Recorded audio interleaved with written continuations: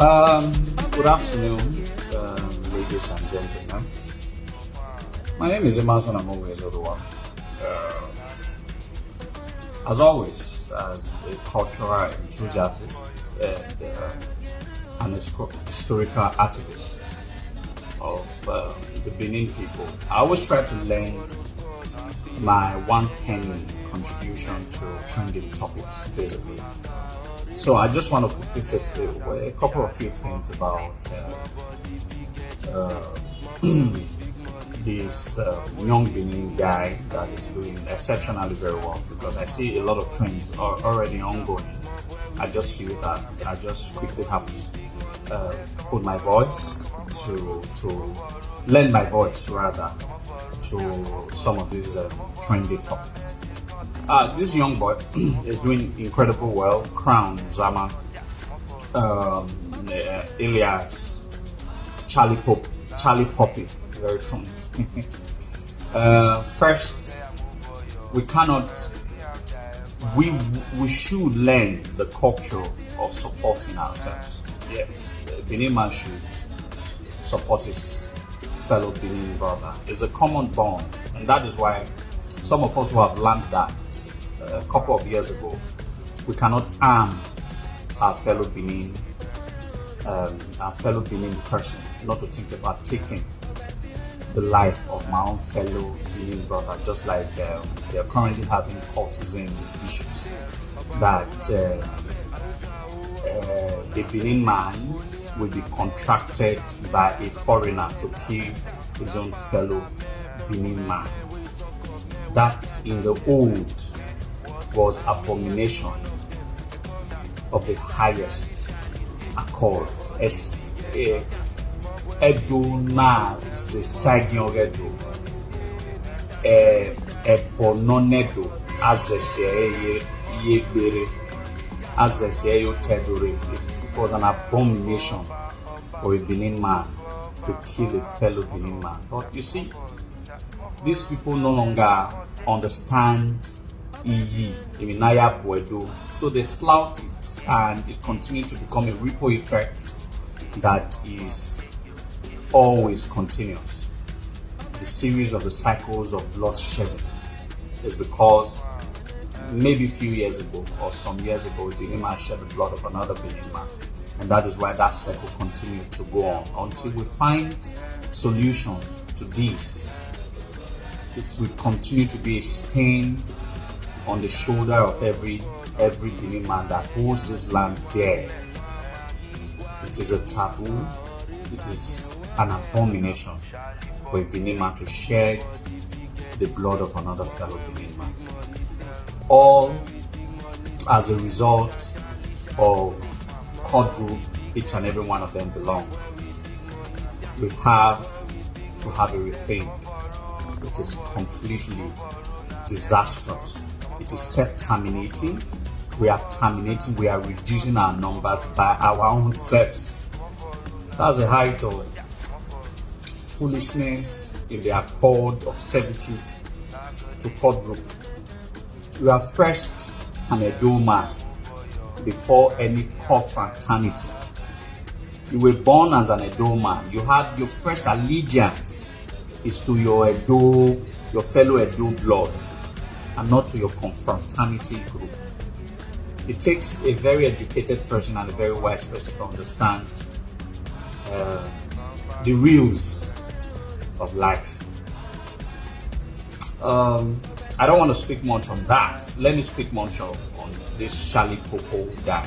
Right? Though I'm very much aware of the family that he came from. No matter what I feel, I've been one of the biggest advocates of the 21st century in calling the bluff of some of these Ogiame bandwagons. But first, there's one fact.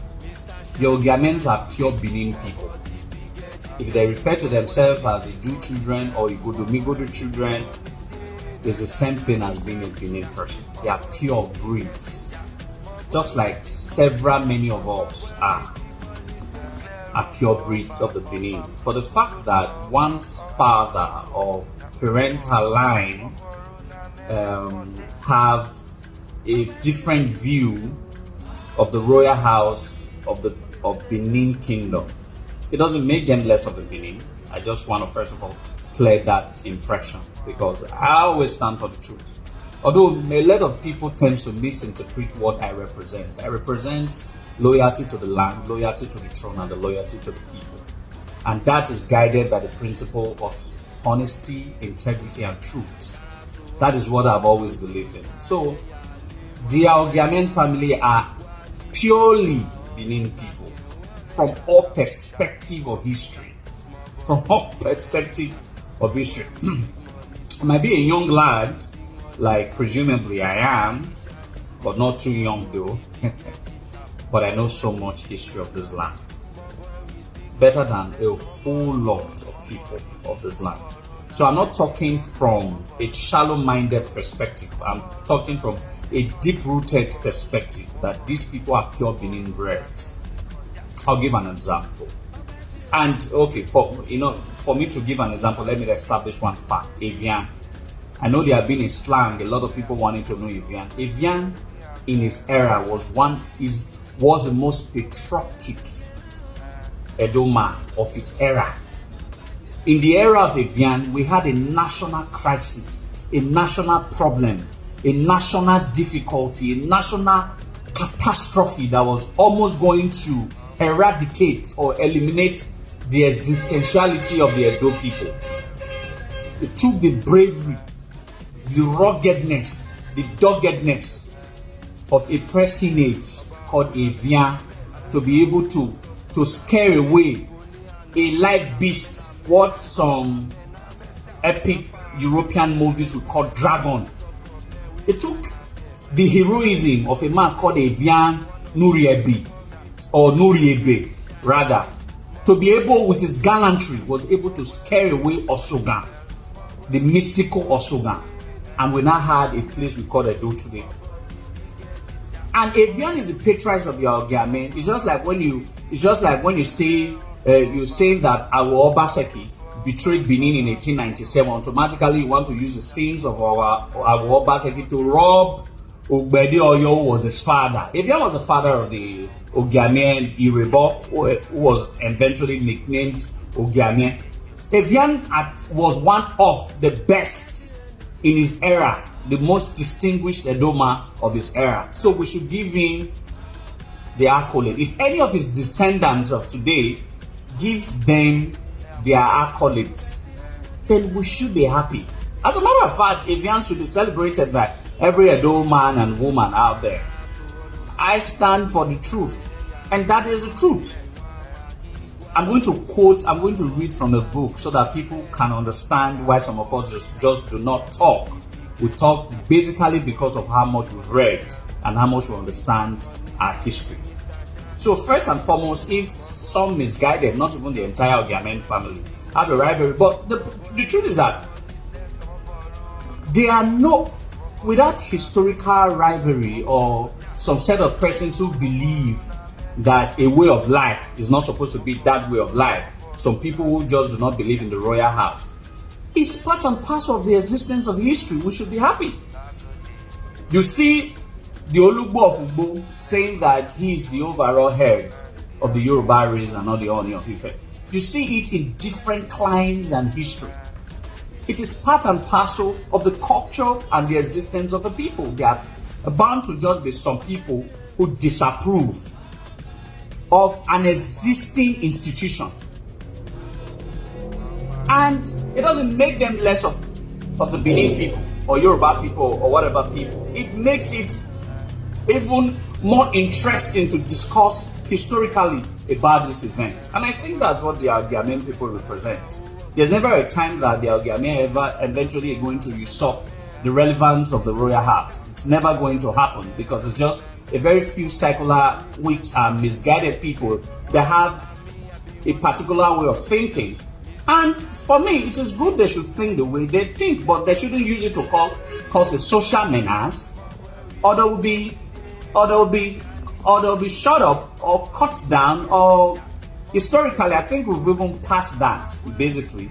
So everybody should believe in whatever they believe, the social menace or however they perceive things to be. It is within the convenience of their right. All right, let me quickly read from the work of Chief Samigbe, the present Iyase of Benin, a book titled Uzama and the Benin Monarchy. I want to quickly read an excerpt. They said the Treaty of Ekiopawa, which followed, was largely dictated by Amowiwe, with Iyase of Benin and the Uzama in attendance. In status, the Ogiame was made a member of the Uzama Nibie. That's not where I'm going. A subordinate group of chiefs to the Uzama, with his name, Ogiame, made the hereditary title Jerin. With all the traditional appurtenances of the Uzama Nibie chieftain, recognized with the authority of the Oba, to hold sway on his behalf in the villages of Iboyanya and Uhumudun.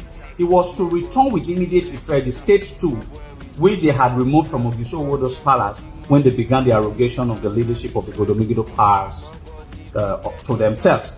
Then, recognition with respect to both the villages referred to above was a tribute to Evian nu Uriebe, who was remembered then and always for frightening away the then man-eating monster. What he has put is that Amowiwe haven't defeated the anti-royalist Ogiame, handed over two very important quarters of villages of Uhumudun and Iboyanya to them, not because of the Ogiame of that era, but because of the heroism of their patriarch Evian. So that means the Obas of the old understood the relevance and heroisms of the Evian, and Iyase, who has been one of the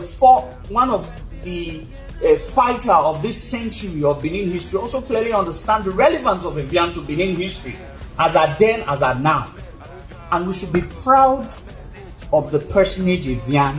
And if one of his descendants is now reviving the history, I as a person am doing all that I can to revive the history of my father, for the world to know how great my father was. And if someone is now to remember how great Evian is or was at that time, and remember his own direct father of grandfather of Zama and his immediate family of Ogiame, it is not a slight. We should be proud of him. After all, there are other musicians who were ex-convicts in other tribes in Nigeria that are very popular today, who was into drugs and all of that. If he was a Yahoo boy, I don't know. I don't have the apparatus to verify that, but it doesn't change the fact that it's a young Benin guy who is doing well. So Crown Uzama alias Charlie Poppy. Well done. We are doing so. We are all Benin and we support you. And even if I'm not into that kind of a song, I must play it.